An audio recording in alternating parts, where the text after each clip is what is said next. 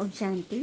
आज प्यारे मीठे भगवान की अव्यक्त मीठी मुरली मंथन की डेट है 19 सितंबर 2021। तो आज मीठे बाबा ने टाइटल दिया है, वो है दिलाराम बाबा के दिल तख्त जीत, दिलरुबा बच्चों की निशानियाँ। दिलाराम भगवान के दिल तख्त जीत, दिलरुबा बच्चों की क्या निशानियाँ हैं, बाबा ने इस पर मुरली चलाई है। चलिए सुनते हैं। आज दिलाराम बाबा अपने दिलरुबा बच्चों से मिलने आए हैं।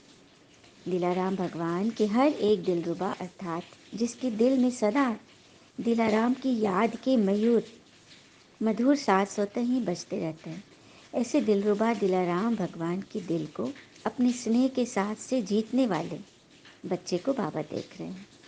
बाबा ऐसे बच्चों के गुण गाते हैं जो बाबा के दिल जीत सो स्वतः माया जीत जगत जीत बन जाते हैं।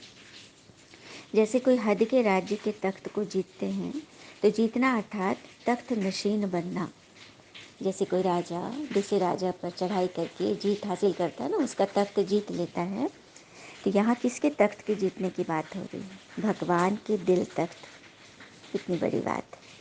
तो उस तख्त को जीतने के लिए अपने अंदर विनम्रता, मधुरता और निरंकारिता होनी चाहिए।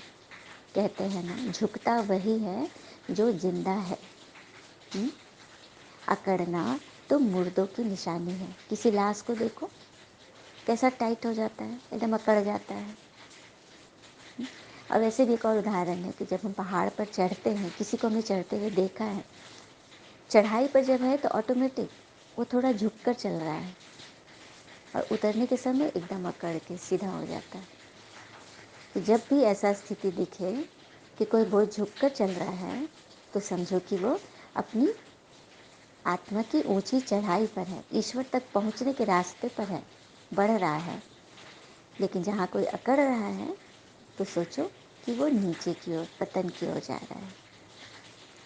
तो दिल तख्त को जीतना ईश्वर के निरंकारिता है ना, निर्मलता, इसको ध्यान में रखना है। फिर बाबा कहते हैं उनके दिल में सदा बाबा समाये रहते हैं। अब आपके दिल में सदा ऐसा विजयी बच्चा समाते हैं।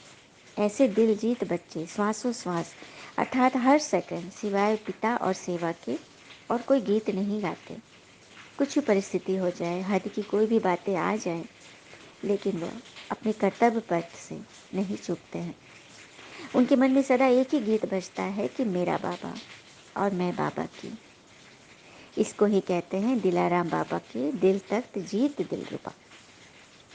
भगवान हर एक दिलरुबा बच्चों के साथ सदा मधुर साज सुनते रहते हैं। उनके मन की भिन्न भिन्न साज है या एक ही साज है। कभी कोई अपनी कमजोरी के भी गीत गाते हैं और कभी बाबा के बजाय अपने गीत भी गाते हैं। बाप की महिमा के साथ अपनी महिमा भी आप करते हैं कि मैंने इतना अच्छा सुनाया, मैंने इतना अच्छा गाया। नहीं, सब कुछ भगवान की महिमा है।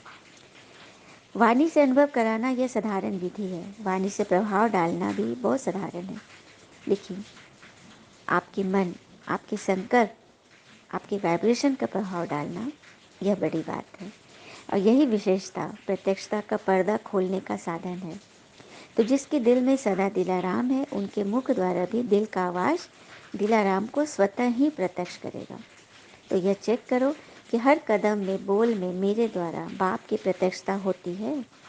मेरा बोल बाप से संबंध जोड़ने वाले बोल हैं, क्योंकि अभिलाष सेवा का पाठ ही है प्रत्यक्षता का झंडा लहराना। सेवा का लास्ट पार्ट क्या है? प्रत्यक्षता का झंडा लहराना, ईश्वर को प्रत्यक्ष करना। कल भी बाबा ने बोला था ना, सन सोज फादर। तो चारों ओर अभी यह आवाज़ गूंजे कि हमारा बाबा आ गया। सिर्फ ब्रह्मा कुमारियों का नहीं, हमारा बाबा, हमारा भोले बाबा, हमारा खुदा, हमारा वाहिगुरु, हमारा साईं, हमारा गॉड फादर आ गया। यह आवाज़ कब बुलंद होगी? जब आपके संकल्प पवित्र हो जाएंगे, कोई भी वंचित न रहे, सबको पता चले कि भगवान आ गए हैं। तो अभी सेवा बहुत रही हुई है, अभी किया ही क्या है? बाबा बोल रहे हैं, सोचो 550 करोड़ आत्माएं हैं, कम से कम एक बूंद ही दे दो। एक बूंद से भी सेवा होगी ना, तो सबको देना है। तो इसके लिए मनसा सेवा बहुत बड़ी सेवा है, पूरे विश्व ग्लोब पर सबको सेवा दो। फिर बाबा ने कुछ एक पर्सनल मुलाकात करके पॉइंट्स बताई हैं। पहली है, याद की शक्ति सदा हर कार्य में आगे बढ़ाने वाली है। याद की शक्ति सदा के लिए शक्तिशाली बनाती है, ऐसा अनुभव है। दूसरी पॉइंट, सदा हर कार्य करते स्वयं को साक्षी स्थिति में स्थित रख कार्य कराने वाली न्यारी आत्मा हो, ऐसा अनुभव करते हो? बाबा पूछ रहे हैं। फिर बाबा कह रहे हैं, सदा श्रेष्ठ खजानों से भरपूर आत्मा हो, ऐसा अनुभव करते हो? जो अखूट खजाने से भरपूर होगा उसको रूहानी नशा कितना होगा। सदा सर्व खजाने से जो भरपूर है वह सदा देवता पथ पर है, देने वाला है। चौथी पॉइंट, सदा बुद्धि में यह स्मृति रहती है कि मैं पिता करावनहार द्वारा कर रही हूँ, हम निमित्त है, कराने वाले भगवान है, यह स्मृति रहती है। फिर पांचवी पॉइंट, पिता की छत्र छाया में रहने वाली श्रेष्ठ आत्मा हूँ, यही अनुभूति होती है। जो अभी छत्र छाया में रहते वही छत्रधारी बनते हैं। छत्र छाया ही सेफ्टी का साधन है, चाहे कितना बड़ा तूफान आ जाए परिवार में, जीवन में, लेकिन ईश्वरीय छत्र छाया की से बाहर नहीं निकलना है, सदा छत्रपति बनना है। छठी पॉइंट, सदा अपनी रूहानी फरिश्ता स्वरूप स्मृति में रहते हो। मैं ब्राह्मण सो फरिश्ता व फरिश्ता सो देवता हूँ, इस भान में रहते हो। इसी नशे और खुशी से सदा आगे बढ़ते रहो। सातवीं पॉइंट, सदा दृढ़ता सफलता की चाबी है, इस विधि से वृद्धि को प्राप्त करने वाली श्रेष्ठ आत्मा हूँ, ऐसा अनुभव होता है ना। बाबा पूछ रहे हैं, दृढ़ संकल्प की विशेषता कार्य में सहज सफल बनाए विशेष आत्मा बना देती है। इस स्मृति से आगे बढ़ते चलो। वरदान दिया बाबा ने, रूहानियत की खुशबू के आधार पर सर्व को परमात्म संदेश देने वाले विश्व कल्याणकारी भव। रूहानियत की खुशबू के आधार पर सर्व को परमात्म संदेश देने वाले विश्व कल्याणकारी भव। चलिए, कैसे रूहानियत की खुशबू फैलाएंगे, छोटे से योग की प्रैक्टिस करते हैं। आराम से सभी बैठे हैं। मैं आत्मा भृकुटी सिंहासन पर विराजमान परमात्मा की याद में खोई हुई हूँ। चाहे कैसी भी परिस्थिति आए, तूफान आए, लेकिन मैं आत्मा अपने संकल्पों में अचल अडोल हूँ। बाबा की याद, उनकी शक्तियों की किरणें मुझ आत्मा पर पड़ रही है और मैं रूहानियत की खुशबू से भरती जा रही हूँ। मेरी आत्मा से एक अजीब सी रूहानी खुशबू चारों तरफ फैल रही है। मैं जहाँ बैठी हूँ इस कमरे में, कमरे से बाहर मेरे घर में, आगे दूर दूर तक मेरा वाइब्रेशन फैल रहा है। सबके चेहरे पर खुशी आ रही है, सबके मुरझाए हुए जीवन में बहार आ रही है। अब मैं आत्मा विश्व ग्लोब पर बैठी हूँ। बाबा की शांति, शक्ति, पवित्रता की किरणें मुझ आत्मा पर पड़ रही है और मुझसे संपूर्ण विश्व में जा रही है। जब परीक्षा की घड़ी आती है, उस वक्त अपने को संभाल लेना ही भगवान की सबसे बड़ी मदद है। हम खुदाई खिदमतगार बच्चे उन सभी आत्माओं की शांति के लिए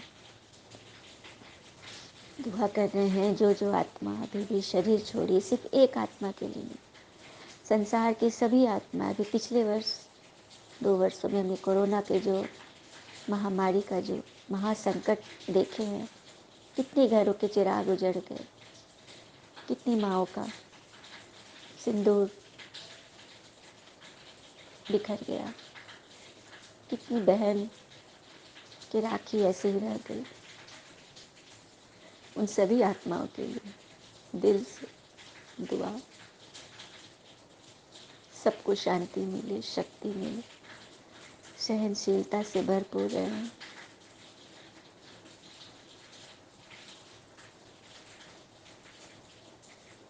सिर्फ किसी एक आत्मा के लिए नहीं, समस्त आत्मा हमारा भाई है, हमारा बेटा है।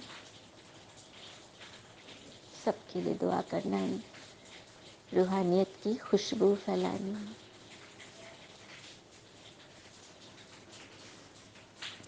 रूहानियत की सर्वशक्तियाँ स्वयं में धारण कर लो तो रूहानियत की खुशबू सहज ही अनेक आत्माओं को अपनी तरफ आकर्षित करेगी।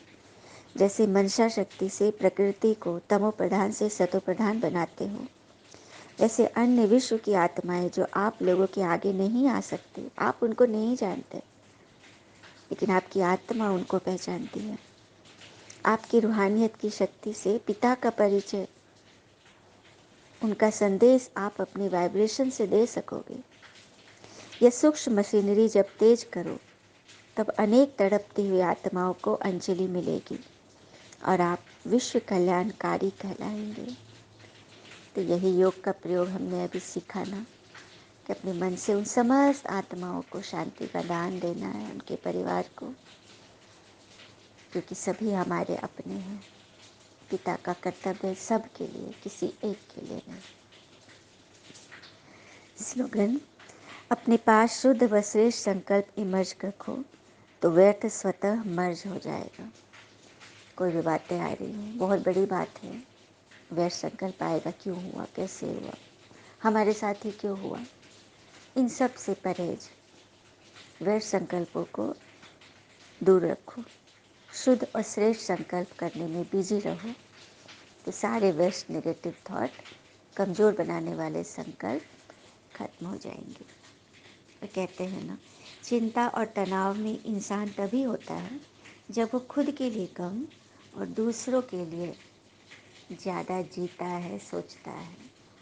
तो दूसरों के लिए सच्चा सच्चा सोच रखने के लिए खुद की संभाल करनी है। ओम शांति।